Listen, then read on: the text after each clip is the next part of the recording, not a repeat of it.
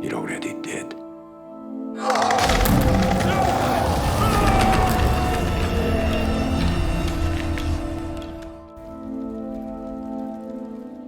कहानी की शुरुआत होती है ओवेन नाम के एक आदमी से। एक दिन उसके पास नील आता है जो उसे कुछ पैसे देकर कहता है कि उसे ओवेन से बात करनी है, लेकिन ओवेन वही कहता है जो वो हमेशा लोगों से कहता आया है, यहाँ से चले जाओ। बाद में हम ओवेन को देखते हैं जो अपने आप को रिकॉर्ड कर रहा होता है। रिकॉर्डिंग में वो एक्सप्लेन करता है कि उसकी जो बिल्डिंग है यानी कि पब, वो एक स्पेशल किराएदार के साथ आती है जो बेसमेंट में रहती है। ओवेन रिकॉर्डिंग में किसी को एड्रेस करते हुए कहता है, अगर तुम ये देख रही हो तो इसका मतलब है कि मैं मर चुका हूँ। तुम अब इस प्रॉपर्टी की मालिक हो और तुम्हारा काम है कि वो चीज बेसमेंट के बाहर ना आए, क्योंकि अगर ऐसा हुआ तो ये तुम्हारे लिए डेंजरस होगा। फिर हम देखते हैं ओवेन बेसमेंट में जाता है। वो बेसमेंट को जलाने की कोशिश करता है, लेकिन जो चीज बेसमेंट में होती है वो ओवेन को मैनिपुलेट कर लेती है। रिजल्ट, ओवेन खुद ही जलकर मर जाता है। यहाँ से कहानी शिफ्ट होती है आयरिस और उसकी दोस्त केटी पर। एक दिन आयरिस को एक कॉल आता है जिसमें उसके फादर यानी ओवेन की डेथ की न्यूज मिलती है। आयरिस अपने फादर की डेड बॉडी आइडेंटिफाई करने जाती है और उसे देखकर शॉक हो जाती है। उसके बाद आयरिस से उसके फादर की प्रॉपर्टी का एग्जीक्यूटर मिलता है जो उसे उसके फादर का नाइट क्लब दिखाता है। ये क्लब 400 साल पुराना होता है और अब ये आयरिस के नाम होने वाला होता है। एग्जीक्यूटर बताता है कि इस बिल्डिंग को रिनोवेट करने की काफी लोगों ने कोशिश की थी, लेकिन बिल्डिंग की हालत बहुत खराब है। इसलिए वो आयरिस को सजेस्ट करता है कि वो बिल्डिंग बेच दे, लेकिन आयरिस का डिसीजन अलग होता है। वो बिल्डिंग को बेचना नहीं चाहती थी।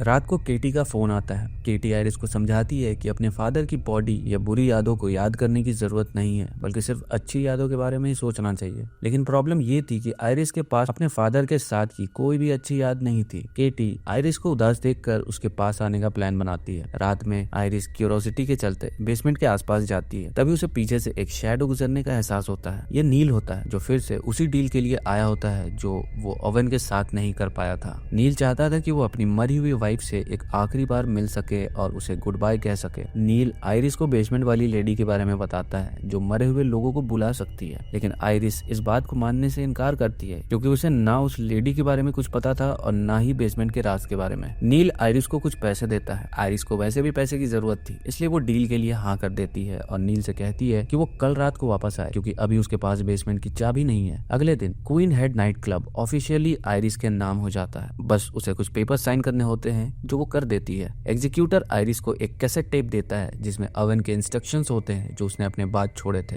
आयरिस केटी को बेसमेंट की लेडी के बारे में बताती है। केटी को पता चलता है कि लोग पहले ओवेन के पास बेसमेंट में जाने के लिए आते थे। जब आयरिस बताती है कि उसने नील के साथ एक डील की है तो केटी उसे रोकने की कोशिश करती है, लेकिन आयरिस अपनी बात मनवा लेती है। उस रात आयरिस और केटी नील के साथ बेसमेंट में जाते हैं। नील उस लेडी यानी क्रीचर को बाहर बुलाता है। शुरू में आयरिस और केटी को लगता है कि ये सब एक मजाक है, लेकिन वो लेडी दीवार के एक छेद से बाहर आती है। उसका रूप इतना टेरिफाइंग होता है कि वो अटैक करने ही वाली होती है, लेकिन तभी एक शॉकिंग चीज समझ आती है। वो सिर्फ आयरिस की बात मानती है क्योंकि अब आयरिस उसकी गार्डियन बन चुकी है। आयरिस उस क्रिएचर को एक कुर्सी पर बैठने के लिए कहती है। उसके सर पर एक बैग हमेशा होता है जिससे वो बैग हेड कहलाती है। नील उसके हाथ में अपनी वाइफ की रिंग देता है जो वो क्रीचर खा जाती है, लेकिन जब वो बदलती है तो एक औरत का रूप ले लेती है। लेकिन वो नील की वाइफ नहीं होती बल्कि उसकी माँ होती है जो 20 साल पहले मर चुकी थी। ये देखकर नील शॉक हो जाता है। उसे लगता है कि जो कुछ भी हो रहा है वो उसकी वजह से हो रहा है, लेकिन तभी उसकी माँ के अंदर से एक शैतानी आवाज निकलती है जो कंफर्म करती है कि नील ही इन सब चीजों के लिए रिस्पॉन्सिबल है। नील की माँ कभी एक बच्चा नहीं चाहती थी। वो अपनी लाइफ में दुख और तकलीफ में जीती रही और नील ने कभी अपनी माँ से प्यार करना नहीं सीखा। अब नील बड़ा हो चुका है, लेकिन गिल्ट और रिग्रेट उसके अंदर घर कर चुका है। ये सब सुनते हुए वो शैतान नील को मजबूर करता है कि वो अपनी माँ को किस करे। तभी हम देखते हैं कि शैतान के मुंह से पानी टपकने लगता है, लेकिन आयरिस तुरंत रिएक्ट करते हुए उसका मुंह बैग से ढक देती है। बैग हेड के मुंह से नील की वाइफ की रिंग बाहर आ जाती है और शैतान अपने ओरिजिनल रूप में लौट जाता है। नील की जान बच जाती है और आयरिस उसे तुरंत वहां से ले जाती है। बाद में आयरिस और केटी बैठकर ओवेन की रिकॉर्डिंग देखते हैं। वहीं उन्हें ये पता चलता है कि बैग हेड के साथ सिर्फ 2 मिनट तक ही किसी दूसरे के रूप में बात किया जा सकता है। उसके बाद वो फिर से उस टेरिफाइंग लेडी में बदल जाती है। नील और आयरिस इस क्रिटिकल रूल का ध्यान रखने में फेल हो गए थे।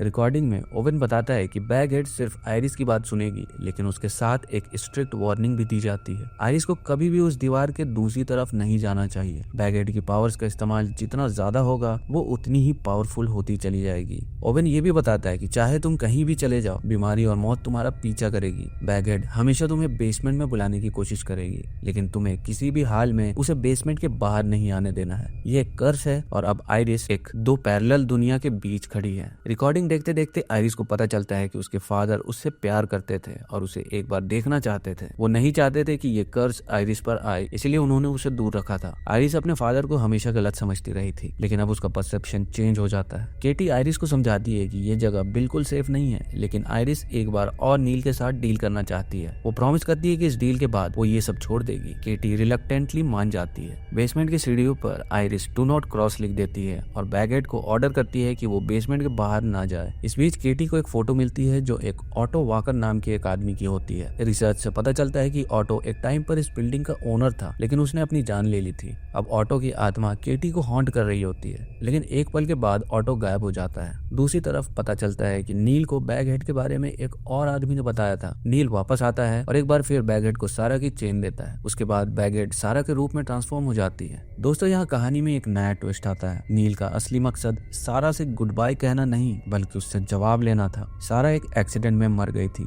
लेकिन नील ये जानना चाहता था कि वो किससे मिलने गई थी और वो उसके साथ क्या कर रही थी। सारा नील को छोड़ने वाली थी और ये बात नील को चैन नहीं लेने दे रही थी। तभी बैगहेड का टाइम लिमिट खत्म हो जाता है और वो अपना असली रूप दिखाकर सबको धोखा देता है। बैगहेड आइरिस पर अटैक कर देता है, लेकिन केटी तुरंत रिएक्ट करके उसका मुंह दोबारा ढक देती है और इस वजह से आइरिस की जान बच जाती है। लेकिन यहाँ बैगहेड एक शॉकिंग बात बोलता है। वो और आइरिस दोनों एक जैसे ही कैदी हैं। नील एक बार फिर ट्राई करना चाहता है, लेकिन केटी उसे समझाकर वहां से जाने को कहती है। इस मोमेंट के बाद आइरिस को बैगहेड उसके फादर ओवेन के रूप में दिखाई देता है। बैगहेड उसे वो रात दिखाता है जब ओवेन ने अपनी वाइफ की आत्मा को बुलाया था, लेकिन ओवेन जानता था कि वो आत्मा नहीं, बैगहेड का धोखा था। ओवेन पूरे क्लब को जलाना चाहता था, लेकिन बैगहेड ने उसे मैनिपुलेट करके उसी को जला दिया। ये सब देखने के बाद रात को आइरिस को एक सपना आता है। सपने में उसका फादर अपना चेहरा नोचते हुए दिखाई देता है। उसका मुंह इतना हॉरिफाइंग होता है कि आइरिस डर के उसका गला दबा देती है, लेकिन जब वो ये कर रही होती है तो उसे खुद दर्द होने लगता है। होश आने पर आइरिस देखती है कि जो चाबी उसने अपने गले में पहनी थी वो उसका गला दबा रही है। तभी केटी वहां आती है और उस धागे को काट कर आइरिस को बचा लेती है। बेसमेंट को लेकर आइरिस और केटी के बीच एक बड़ी बहस होती है। आइरिस कहती है कि वो अपनी पुरानी जिंदगी से थक चुकी है और अब उसके पास ये क्लब ही उसकी लास्ट होप है।